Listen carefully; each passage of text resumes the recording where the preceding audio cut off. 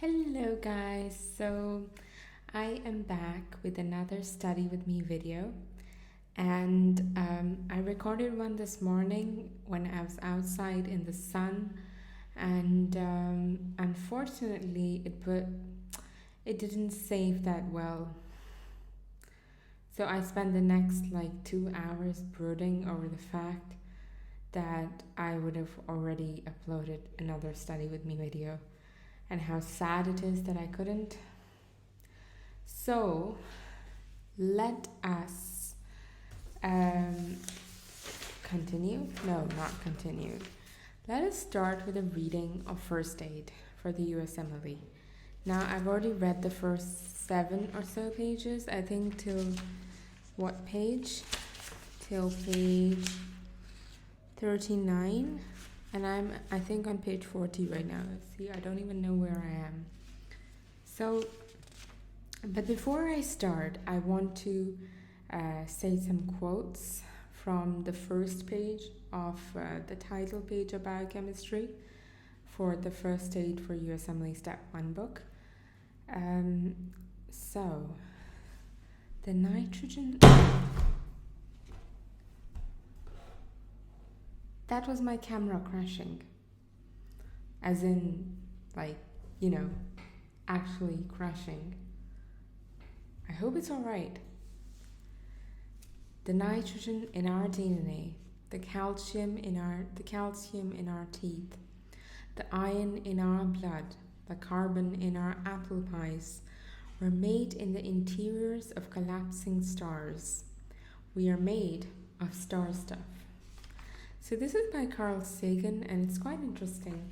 Carl Sagan, I read another quote of him saying how when you approach kindergartners, they are so curious, they're asking you all sorts of questions, and why is the sky blue, why are butterflies so colorful, and because I'm not a kindergartner, my imagination just ran out. But when you go to 11-year-olds, 11, 12 years later, there has been a drastic change. And they're no longer enthusiastic, they're no longer curious, and something has changed. And it's difficult to educate the masses and still maintain the quality that was of the education that would have been given to a prince, let's say, or a princess in the olden days. If you tailor an education to one individual, it's always going to be easier than if you're trying to tailor it to the masses, trying to educate everyone.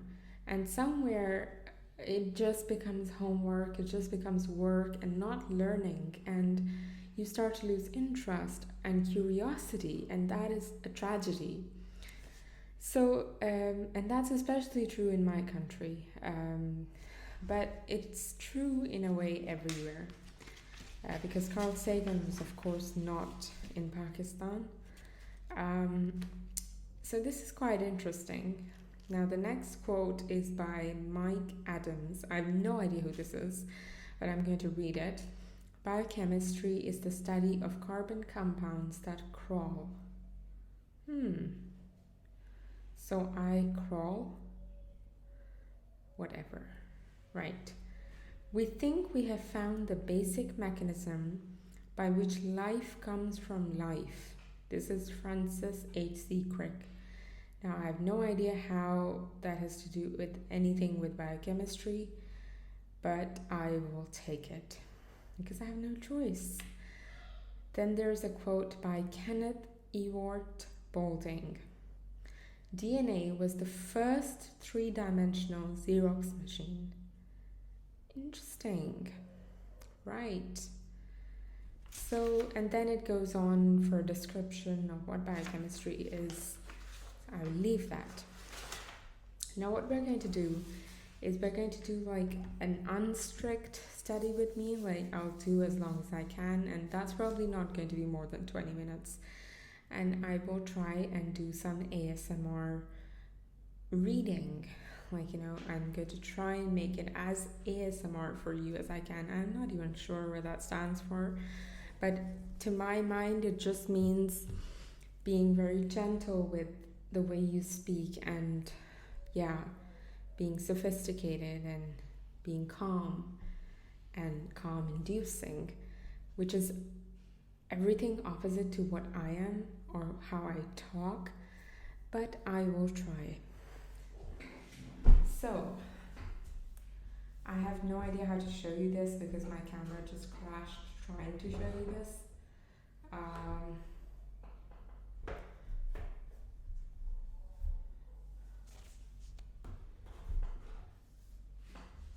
guess I'll just have to hold it, maybe. So basically, we are on the 7th page, are we? Yeah. Everything is falling out of place. So this is the folder I said I made of the general principles. Like, one is of general principles, and the other folder I have, which I will show you, is of the systems.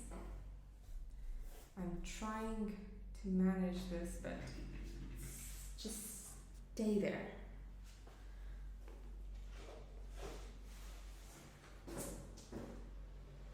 So this is my other folder of systems. It's quite big, but it's half filled. It's not fully filled. And just ignore any background noises you hear. This is so not ASMR. Right. So we are on page 40. I might do something later on about from beginning. But what I said yesterday, I was going to do around 65 to 70 pages every day from now. And there are around 700 pages of first aid. So I'm going to finish them all. So let me read now. Stop talking to me. I have a message. Oh, it's so unimportant that I want to yawn now. Anyway. This is the right way around, isn't it now? 3, 2, 1, go. Page 40, RNA polymerases, eukaryotes. RNA polymerase 1 makes rRNA, the most common, rampant type, present only in nucleolus. RNA polymerase 2 makes mRNA, massive microRNA,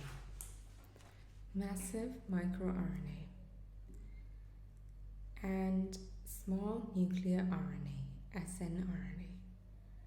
RNA polymerase 3 makes 5srRNA, tRNA, tiny. So basically, one makes rRNA, which is the most common, present only in nucleolus. RNA polymerase 2 makes mRNA, which is massive, microRNA, and small nuclear RNA. RNA polymerase 3 makes 5srRNA, is a specific type of rRNA, tRNA. No proofreading function, but can initiate. So in eukaryotes, RNA polymerases do not have proofreading function, but can initiate chains. RNA polymerase 2, which makes mRNA, microRNA, and small nuclear RNA, opens DNA at promoter site. So 1, 2, and 3 are numbered in the same order that their products are used in protein synthesis. So rRNA, mRNA, tRNA. This is the order in which products are used in protein synthesis. So rRNA is used first, then mRNA, then tRNA. Alpha-amanitin, found in Amanita phalloides, death cap mushrooms, inhibits RNA polymerase 2. So alpha amanitin, found in Amanita phalloides, death cap mushrooms, inhibits RNA polymerase II.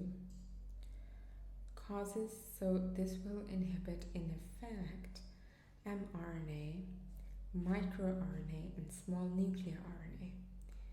So alpha amanitin inhibits RNA polymerase II, causes dysentery and severe hepatotoxicity if ingested. Causes dysentery and severe hepatotoxicity if ingested.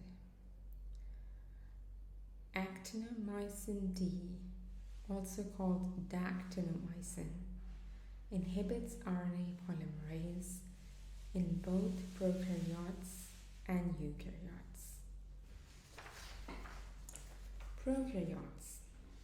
So this was all about RNA polymerases in eukaryotes. Now in prokaryotes, there's only one RNA polymerase, which is a multi-subunit complex, and makes all three kinds of RNA. So there are still three kinds of RNA, but in one RNA polymerase, multi-subunit complex.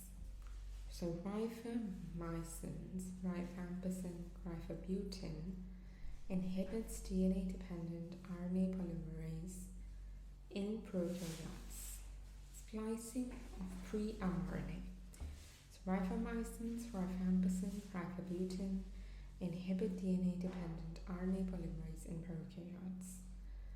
Splicing of pre-mRNA.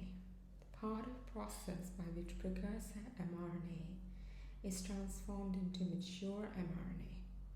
Alterations in small nuclear snRNP assembly can cause clinical disease. For example, in spinal muscular atrophy, snRNP assembly is affected due to decreased SMN protein. Congenital degeneration of anterior horns of spinal cord. Symmetric weakness leads to symmetric weakness. So decreased SMN protein leads to congenital degeneration of anterior horns of spinal cord, which leads to symmetric weakness, leading to hypotonic or floppy baby syndrome. So part of process by which precursor mRNA is transformed into mature mRNA. This is the splicing of pre-mRNA. Alterations in snRNP assembly can cause clinical disease in spinal muscular, for example, in spinal muscular atrophy, and snRNP is affected due to decreased SMN protein, which leads to congenital degeneration of anterior horns of spinal cord, leading to symmetric weakness, hypotonia, or floppy baby syndrome. Anti-UI snRNP antibodies are associated with SLE, mixed connective tissue disease. SLE, mixed connective tissue disease, and other rheumatic diseases. So basically the steps of this splicing are: 1. Primary transcript combines with small nuclear ribonucleoproteins, which is the shortened form of it is snRNPs, and other proteins to form spliceosome.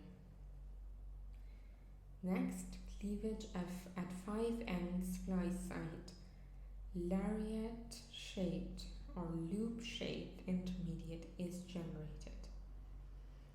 Cleavage next is at 3' splice site. Lariat is released, so loop is released to precisely remove intron and join two exons. So basically, the primary transcript cleaves with the ribonucleoproteins. The ribonucleoproteins, also known as snRNPs, and other proteins form spliceosome. Then there is cleavage at 5' and this cleavage leads to a loop formation where the intron is. Then the intron is spliced out at the 3' cleavage at 3' splice site. Lariat is released. Loop is released to precisely remove intron and join to exon. Basically, a loop is formed where the intron is, it's excised, and two exons are joined together. So that's basically the gist of this page. So we are done with 39. Sorry, we didn't do 39, we just did page 40. And I'm going to put that back into my spiral bound folder. And I'm going to get the next one out. It kind of really helps actually having each page in your hand. So you can feel it, you can, I might just be being superstitious, but it does help with memorization. So